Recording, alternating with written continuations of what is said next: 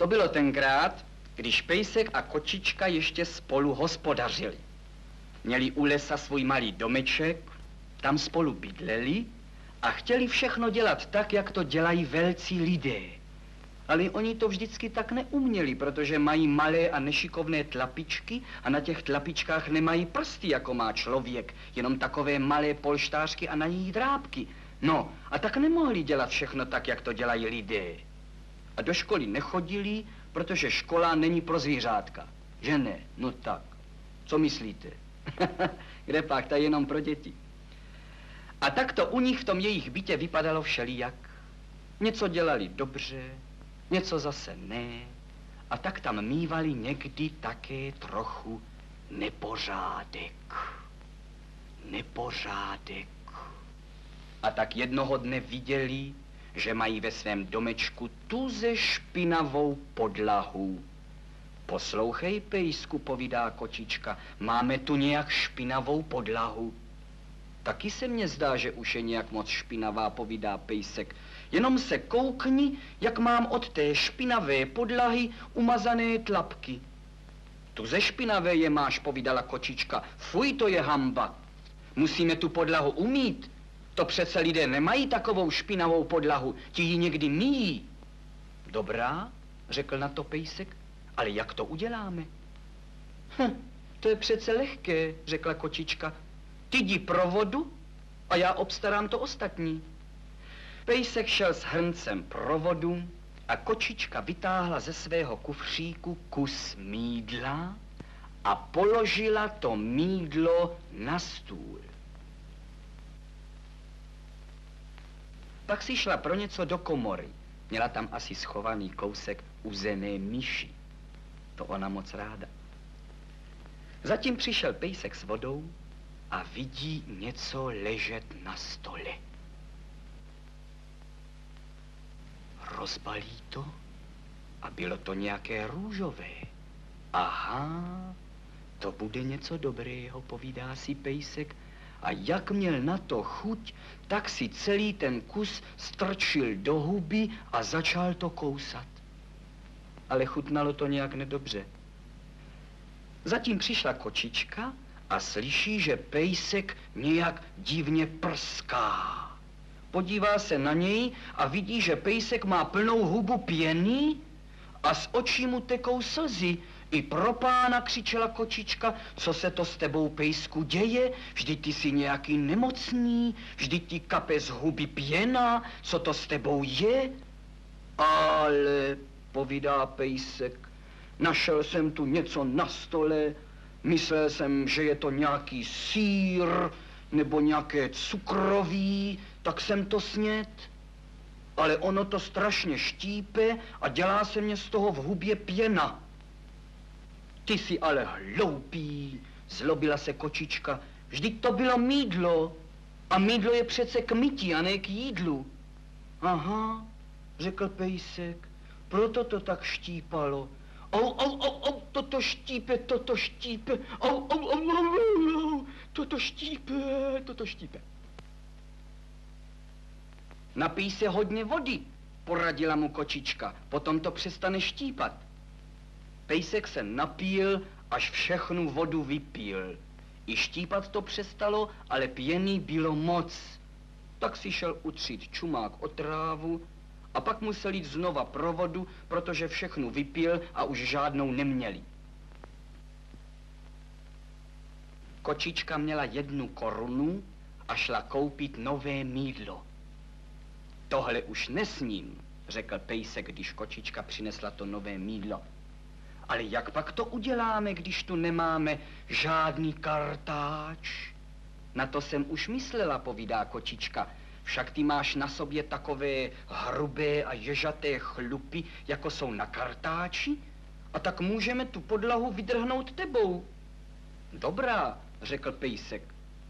A kočička vzala mýdlo a hrnec s vodou, klekla na zem, vzala pejska jako kartáč a vydrhla pejskem celou podlahu. Podlaha byla celá mokrá a moc čistá také nebyla. Měli bychom ji ještě něčím suchým vytřít, povídá kočička. Tak víš co, řekl pejsek, já už jsem docela mokrý, ale ty jsi suchá a máš takové pěkné měkké chloupky na sobě, to je jako ten nejlepší ručník. Teď zas vezmu já tebe a vysuším tebou podlahu. Vzal kočičku a vytřel celou podlahu kočičkou. Podlaha byla teď umytá a suchá, ale za to pejsek a kočička byli mokří a strašně špinaví od toho, jak jeden druhým tu podlahu milí, jako kdyby pejsek byl kartáč a kočička utěrka. No, to vypadáme, řekli si oba, když se na sebe podívali. Podlahu teď máme čistou, ale za to my jsme teď špinaví. No takhle přece nemůžeme být, to by se nám každý smál. Musíme se vyprat. Vypereme se, jako se pere prádlo, řekl pejsek. Ty, kočičko, vypereš mne a až budu vypraný, tak zas já vyperu tebe. Dobrá, řekla kočička. Nanosili si donecek vody a vzali si na to valchu. Pejsek vlezl do vany a kočička ho vyprala. Drhla ho na té valše tak silně, že jí pejsek prosil, ať tolik netlačí, že by se mu mohli do sebe zamotat nohy. A když byl pejsek umytý, vlezla zas donecek kočička a pejsek ji vypral. A tlačil tak silně, že ho prosila, aby jí na té valše tolik nedřel, že jí vydře do kožicha díru. Potom jeden druhého vyždímali. A teď se usušíme, řekla kočička. Uchystali si šňůry na prádlo. Nejdřív pověsíš na šňůru ty mne a až budu viset, tak slezu a pověsím zas tebe, řekla kočička pejskovi. Pejsek vzal kočičku a pověsil ji na šňůru, jako se věší prádlo. Když kočička už visela, slezla zase se šňůry dolů a pověsila pejska. Ani na to nepotřebovali kolíčky, protože se na té šňůře mohly udržet drápky. Tak tam viseli oba dva, sluníčko na ně pěkně svítilo. Svítí na nás sluníčko, povídá pejsek, to brzo uschnem. A jen to řekl, už začalo pršet. Prší, křičeli pejsek a kočička. Zmokne nám prádlo, musíme je sundat. Honem skočili oba z té šňůry dolů a běželi domů schovat se pod střechu. Prší ještě? Povídala kočička. Už přestalo, řekl pejsek. A opravdu už zase svítilo sluníčko. Tak si zas pověsíme prádlo, povídala kočička. Tak šli a pověsili se zase na tu šňůru. Nejdřív pověsil pejsek kočičku a když visela, tak zase slezla a pověsila pejska. Tak tam oba na té šňůře viseli, jako visí prádlo. Libovali si, že zase svítí sluníčko a že jim pěkně uschne prádlo. A zase začalo pršet. Prší, zmokne nám prádlo, volali pejsek s kočičkou a běželi se schovat. Pak zase svítilo sluníčko, tak se zas na tu šňůru pověsili, pak zase pršelo, tak utekli a pak zas bylo sluníčko, tak se zas pověsili a tak to šlo až do večera. A to už byli oba docela suší. Prádlo máme suché, řekli si, tak je dáme do koše. Tak si vlezli do koše, ale pak už se jim chtělo spát, tak tam usnuli a oba se v tom koši krásně vyspali až do rána.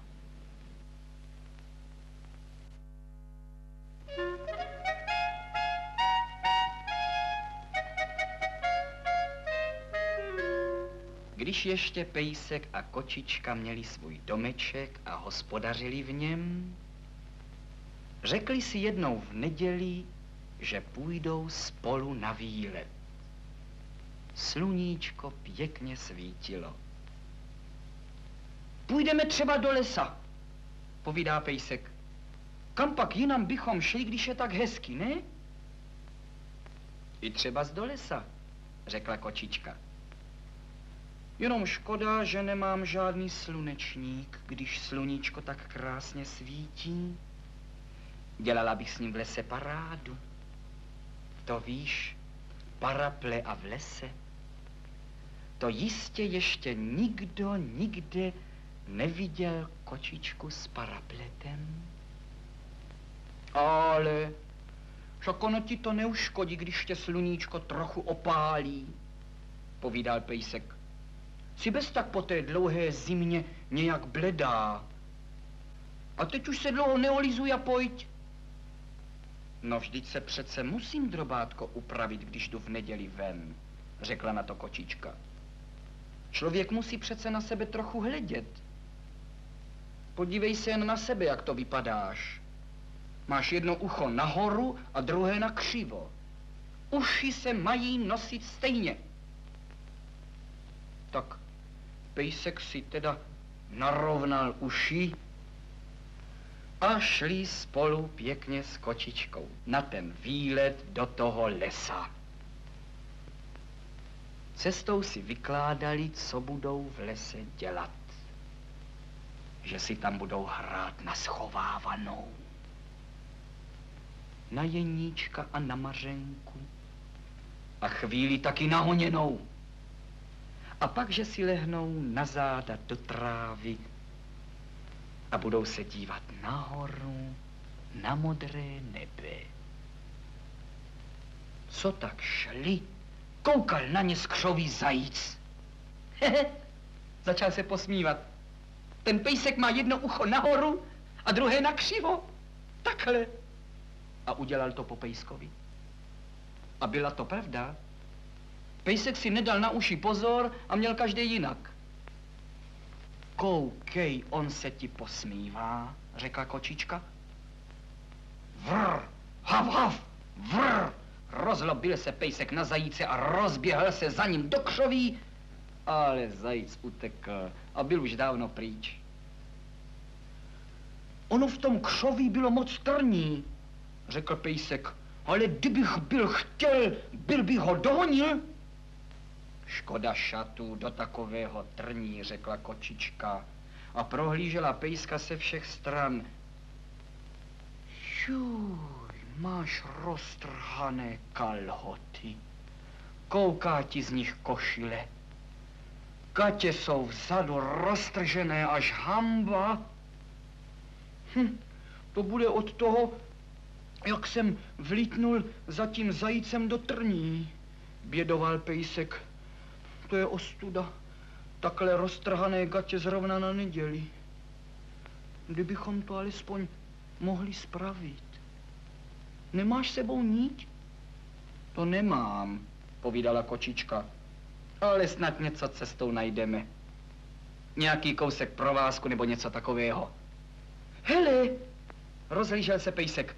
Tamhle, myslím, něco je. Koukají a byl to dlouhý, uvařený makaron.